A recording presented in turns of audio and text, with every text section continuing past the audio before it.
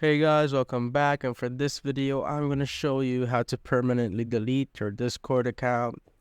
So after doing anything, make sure that you don't have any server that you own, or you're not a server owner, since it will not work and you will need to transfer the ownership of the server first. So as you can see, I'm just a member on this server. What you want to do is just go to user settings here and you'll be redirected to your account.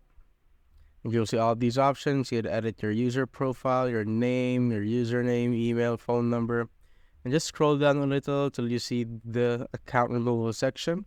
So disabling your account means you can recover it at any time after taking this action. So there's two options here: the disable account and delete account. If you still want to recover your Discord, you can just go disable it and recover it at any time. But for our case, we want to delete our account, so just click on this.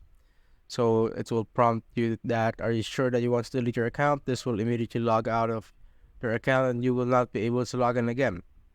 So what you'll want to do is just type in your password and click on delete account and you're all good. So that's it, guys.